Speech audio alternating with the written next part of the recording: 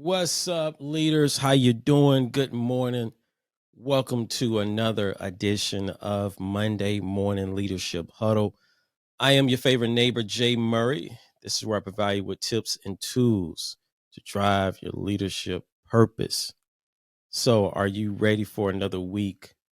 Another week to lead others, another week to impact, another week to lead yourself, another week to overcome obstacles, another week to finish what you start. If you're ready, do me a favor, hit that like and subscribe button so you can always be in the know and be ready to go. What's good?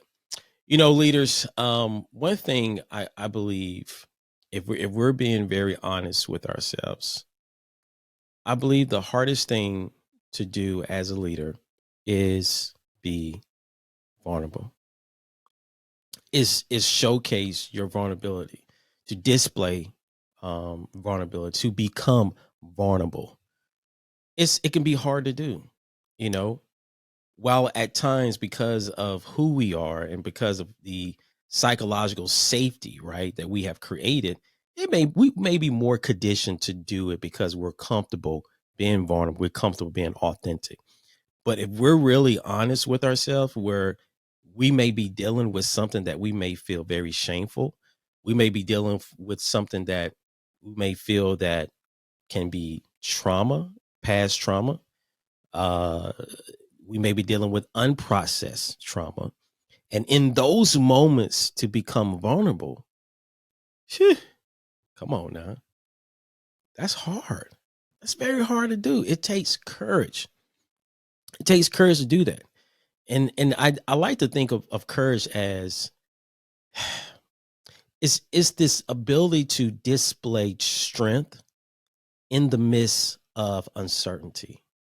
If I had to define it, right? If I'm defining courage as it relates to being vulnerable, it's our ability to display, to exhibit strength, right? In the midst of uncertainty. I'm trying to display strength, right? I'm trying to exhibit this strength. I'm not saying I'm strong. I'm just trying to be very, very strong at this time, and to do that in the midst of uncertainty. I don't know how these individuals, this group, is going to receive my vulnerability. I've been hiding this for quite some time. And when you think about that, like, how did we get here? You know, vulnerability is one of those things where we're still, as a society, as a culture, we see it as a form of weakness. We see it as a form of shame. We see it as a form of defeat, when others are doing it.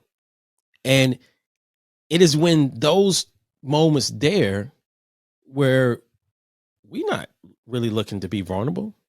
We're not really looking to demonstrate our authenticity, knowing that it's not going to be received in a way that we feel like it should be received. And even when I think about, like, as men, right, especially black men, it is hard for us to talk about our feelings. We can be dealing with something and, like, hey, how you doing? I'm good. Somebody asks us, how are we doing? I'm good. Knowing deep down inside, man, I'm not good. The amount of times that we have to code switch at work, you know what I'm saying? And really put on this facade that, oh yeah, I'm all right. Yeah, everything's good. Cause I can't truly be vulnerable with y'all. This place doesn't really foster psychological safety. Yeah, you say I can bring my whole self here. Come on. Can I really? Right? And even at moments when we are trying to be vulnerable, speaking of men, I mean, we get slapped right in the face because people are not trying to receive it. Why are you crying? Toughen up. You know what I'm saying? What's wrong with you? So even when moments where we're okay, I'm gonna try to be vulnerable this time. We get we get it pushed back in our face, or where it even probably even causes us to experience trauma. We're gonna be very traumatizing. That, hey, I tried to be vulnerable at this time, but it was just pushed back in my face, and where I was laughed at. I was told to toughen up. I was told to stop crying. I was told to, get over it. So what I do, I build up an armor. I built up this armor to where I hid my vulnerability. I hid it, you know, and this armor allowed me to hide it. This armor that I put up, right? This armor of success, right? This armor of friends, these armor of materialistic things. I put them up to hide my vulnerabilities because I didn't want people to laugh at me. I didn't want people to talk about me. I didn't want people to feel that I was weak. So I put on this armor. And so many of us, if we're being real, we put on armors, we put on masks because we don't want our vulnerabilities to be exposed. But I believe there is a purpose of us having vulnerabilities, because the benefit of vulnerabilities is when we're able to expose them in a caring way, or in an environment where they can be cared for, we're able to experience growth. We're able to experience healing. I often think about this story in the Bible of Naaman, and it's in 2 Kings chapter 5. You can definitely go read it. But what made the story so interesting, that Naaman, he suffered from leprosy. And if you're familiar with like leprosy in the Bible, it was pretty much this, very highly contagious disease, right? That ate away your skin. And many times those that had leprosy, you were outsider, you were outsider. And even if you came into populated areas, you had to kind of scream out, unclean, unclean, unclean, so people could, stay away from you. But the interesting thing about by Naaman is that here is a guy, a soldier in the army of Assyrian, and a high ranking soldier that suffered from leprosy. So the way that he was able to navigate and still exist, right, and still be part of society, we'll say, is that he wore this armor, right? He covered it up. It was all covered up by his armor, by his maybe high ranking pins, He was able to cover it all up until it came to a moment where he had an opportunity to go get healed and be cleansed. So the story goes is that Naaman, with the advice from a slave girl saying that, hey, you can go be healed by this prophet in Samaria named Elisha. So he goes and sees Elijah. When he even gets there, Elijah doesn't come to the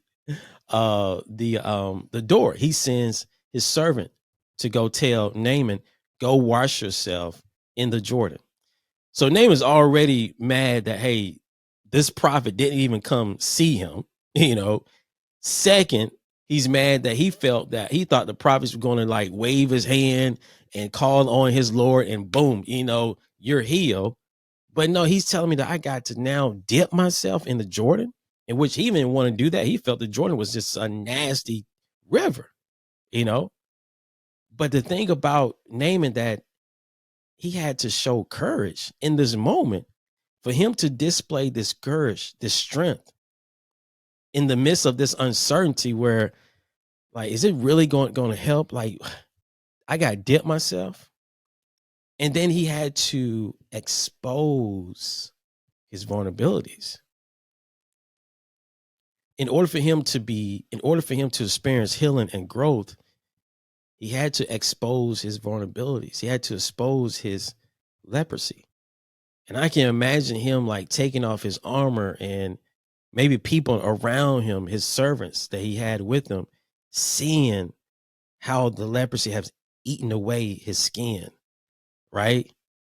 And he having to take off his armor and dip himself in the Jordan 7 times. Now, the good thing about it, he did it and he was healed. He grew from it. Like he experienced the growth. He experienced the healing, you know. And even the Bible said his skin was like a baby skin. But if in order for him to do this, to experience this type of healing, to experience this type of growth, he had to expose his vulnerabilities. And again, I can only imagine how he felt at that time. So the question becomes, in the moments of difficulty, where we may be feeling very shameful, where we may be feeling very defeated, how do we use vulnerability to our advantage to experience the type of healing and growth in order for us to truly continue to lead with purpose, right? Continue to be effective, continue to drive impact. Because family, as I have said numerous times, and even kind of now being this headspace of even addressing my own vulnerabilities, it's not a matter of if difficulties will come.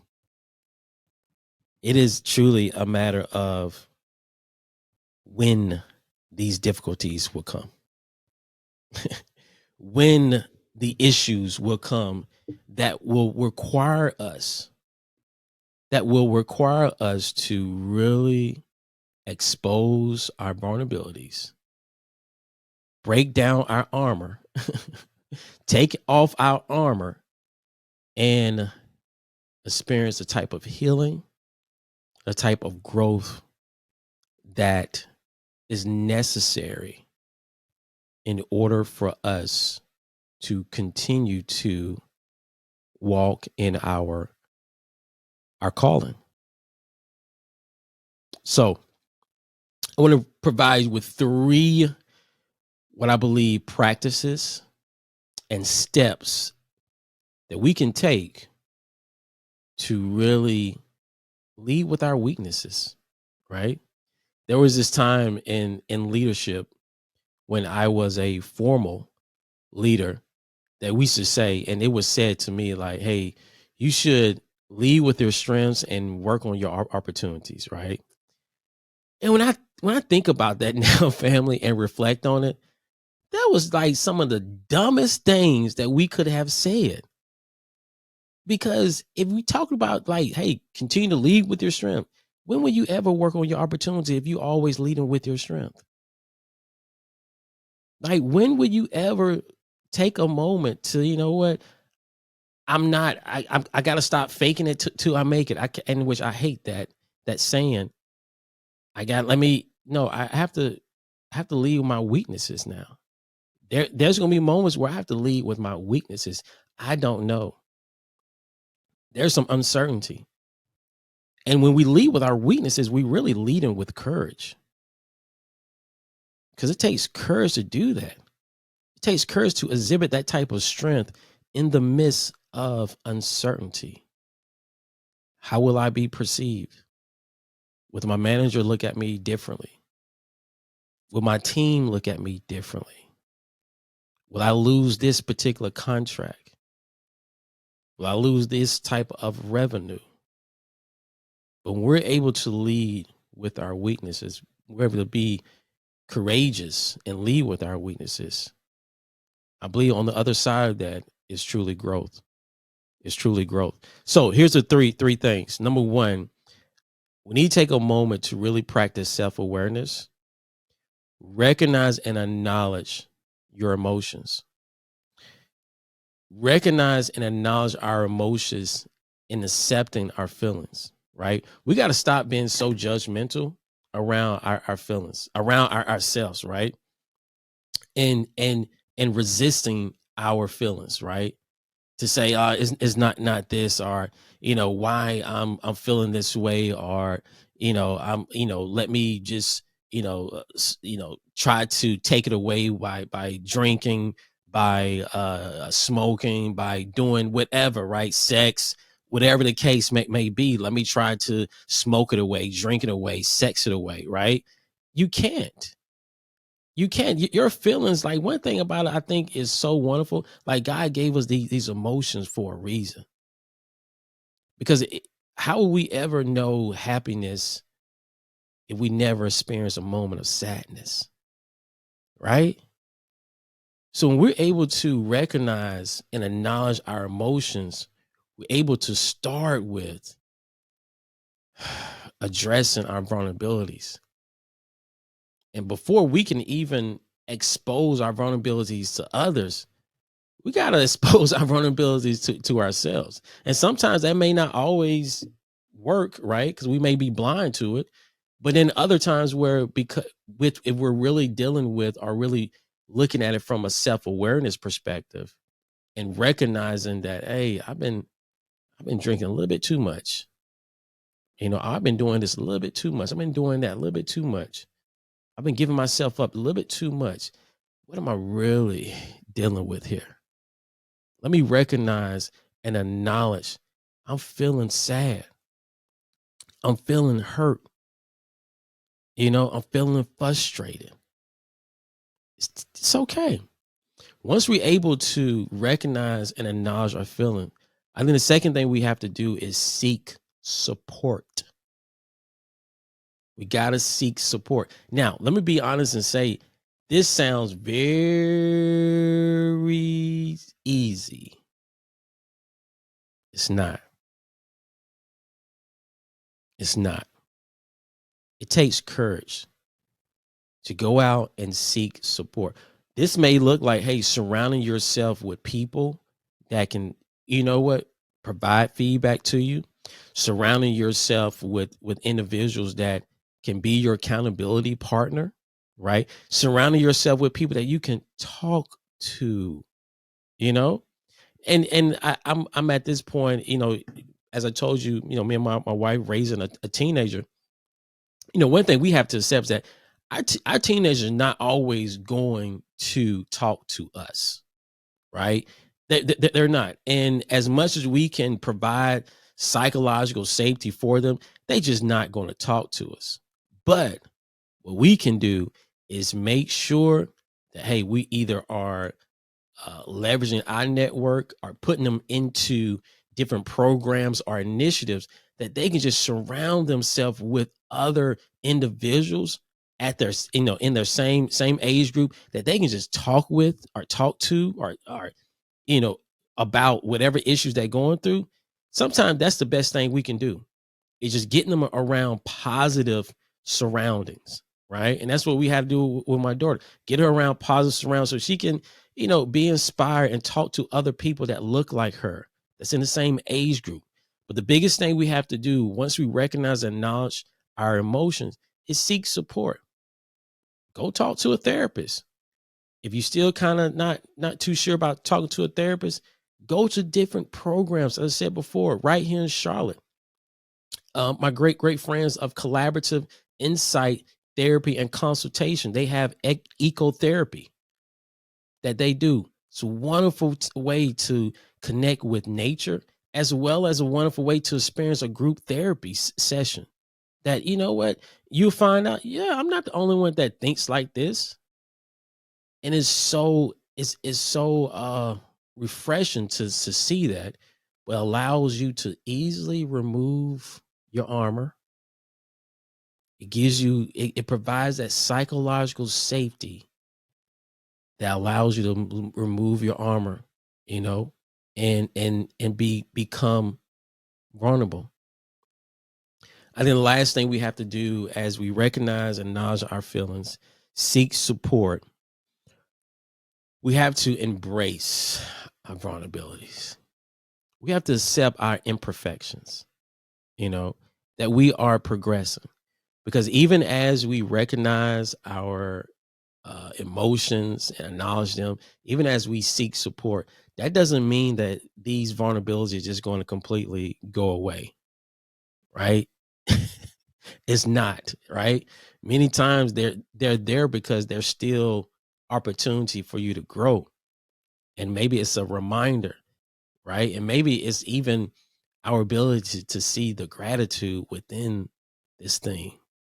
I think about what Paul, in the I forgot what book, but Paul talks about this thorn that's in the side. Maybe it's 2 Corinthians, and it's this thorn right in his side that he prayed to God. He pleaded. He didn't pray. He pleaded with God to take it away.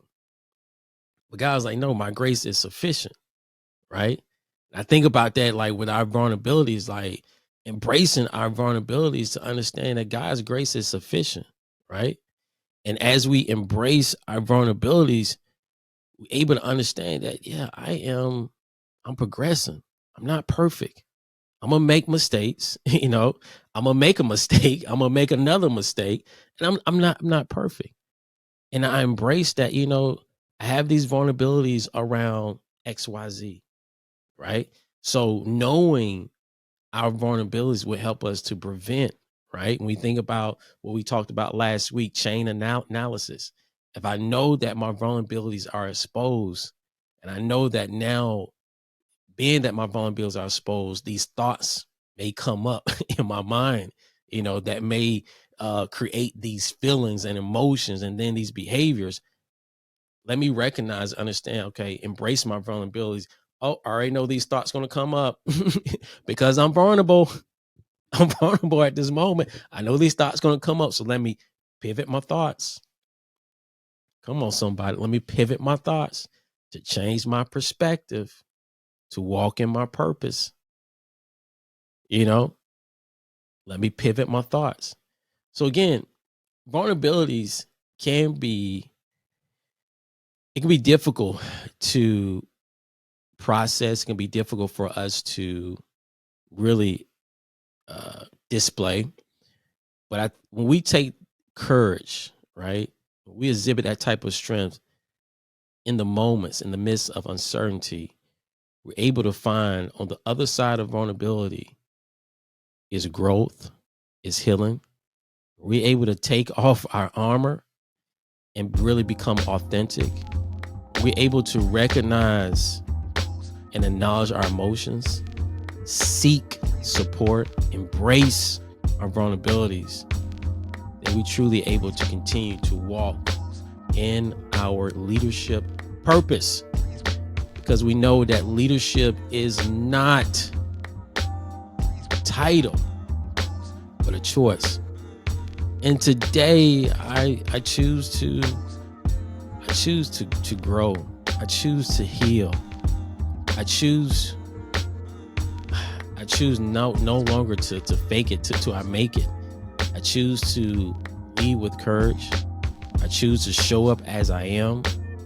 I choose to be authentic. I choose to embrace my vulnerabilities. Till next time, family, be blessed.